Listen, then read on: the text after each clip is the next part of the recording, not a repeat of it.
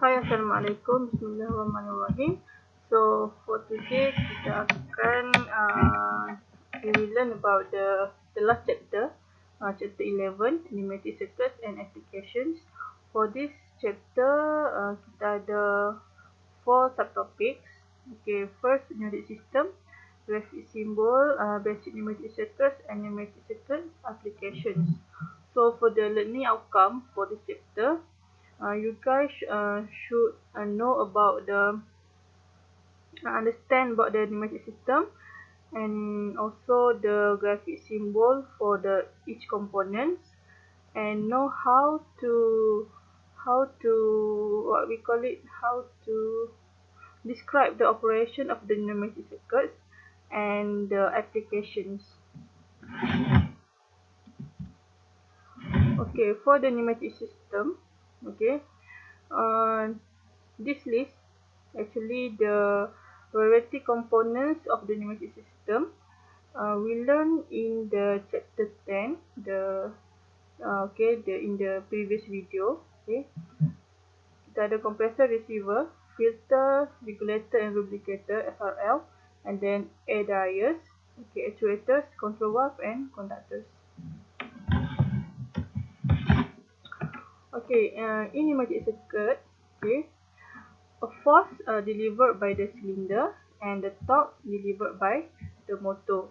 And then kita ada the pressure regulator untuk determine the pressure level for the circuit. Okay. And then for the speed, the linear speed and the rotational speed of the motor, okay, kita determine using the flow control valve, okay, placed at the desired locations in the circuit. So that means if you want to control the ascending speed, awak letaklah dekat flow yang untuk extend. Okay, kalau nak control dia punya retracting speed, awak letak dia punya needle valve tu dekat laluan untuk retract. Okay, the direction of flow in the various flow are established by the proper locations of the directional control valve. So for the direction of the flow, kita menggunakan directional control valve.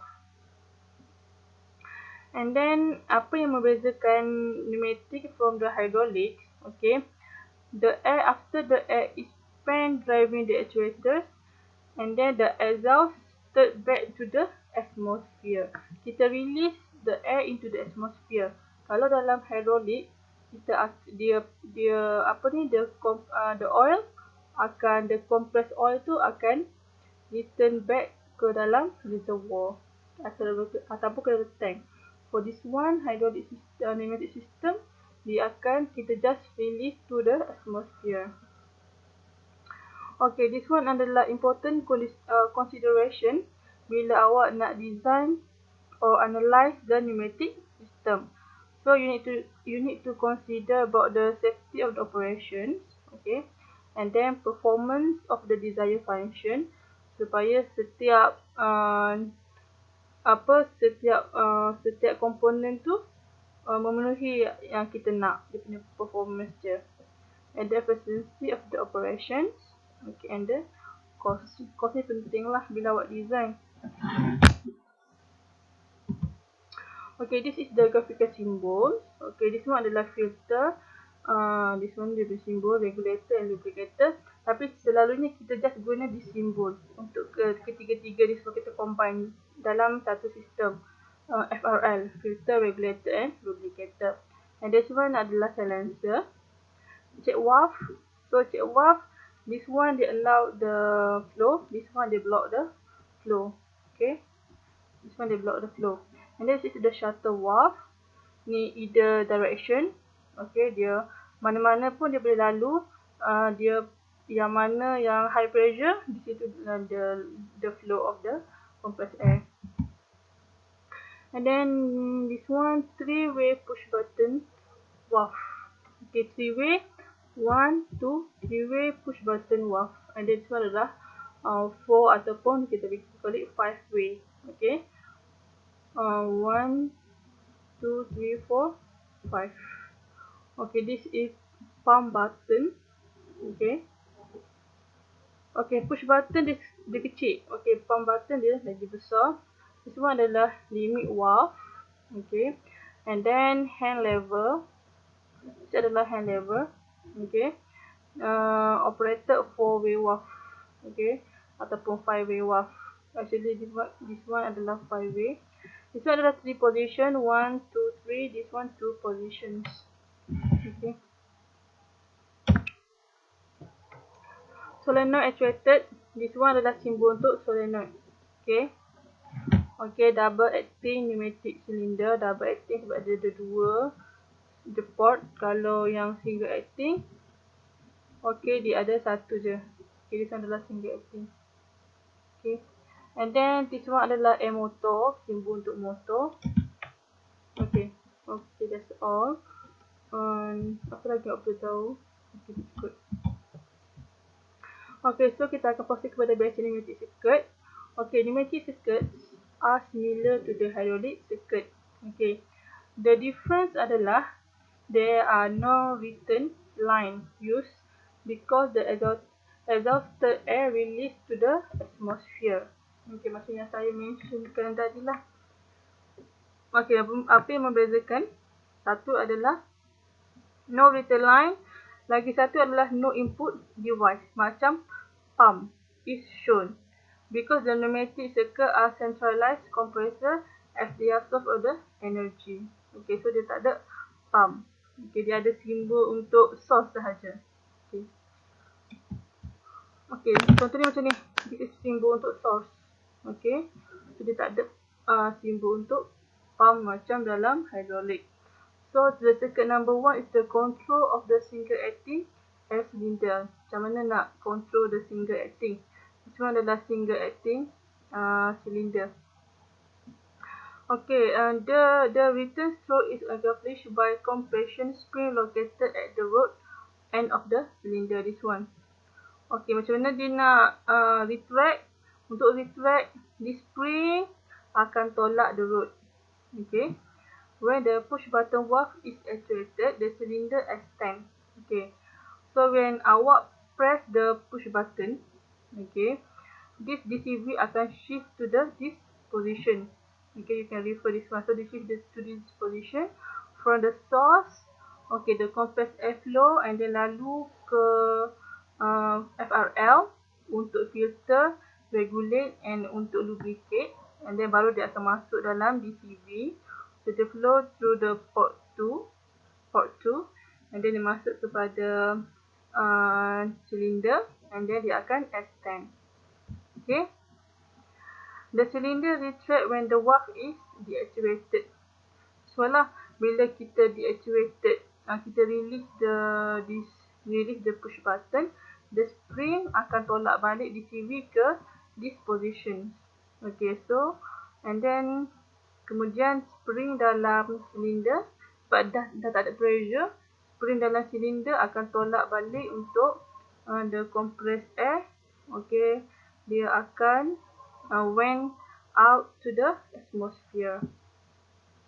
Kita ada needle valve 1 and needle valve 2 untuk control the speed of the cylinder extension and retraction strokes.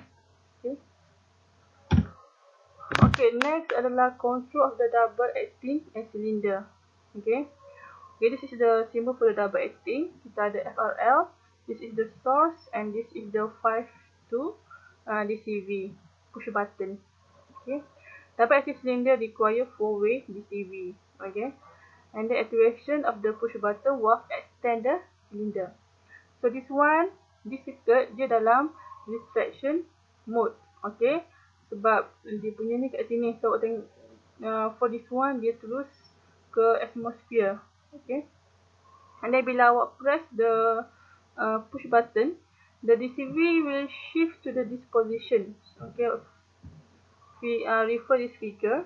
So, they shift to this position from the source flow through the FRL. And then dia akan masuk through the port 4. Okay. Then kat sini dia akan extend the cylinder. Okay. The spring offset mode causes the cylinder to retract under the air power. Okay, and then this spring, bila awak release the push button, this spring akan tolak balik DCV ke these positions. Okay, and then refer to this one, and then the cylinder will retract. Okay, next adalah indirect control of the double acting air cylinder. Indirect, that means kita tak direct terus, kita control. Indirect mean the extension and the retraction of the cylinder controlled by the pilot activated. Okay. Okay, describe what happen when the push button is pressed and released. Okay. First, bila awak pressing the push button and then releasing it, we allow the compressed air to enter the system via the port 2. This one. Air pressure will then activate the 52 dCV, moving it into the left position. So, sekarang awak dah start dia punya source. Okay, dan bila awak activate bila awak tekan this push button, the DCV akan shift to this position. Okay, so that means dia akan flow via the port 2. Okay, and then dia akan activate the DCV. So, bila dia activate DCV, dia akan tolak DCV to this position. So, that means now the compressed air akan flow ke sini. So, dia akan extend the cylinder. So, macam this one. Okay. Once the 52 dCV in the left position, compressed air will enter the double acting cylinder through the its blank end, hence extending the piston rod. So this one lah. Tadi awak dah tekan, so dia shift to this position. Dan this one akan the pilot operator ni akan shift 52 to this position, so that the compressed air boleh flow masuk to the port 4. And then cylinder will extend. Okay. Okay. Once the piston rod is fully extend, it will mechanically activate the roller operated 32 dCV. So this one.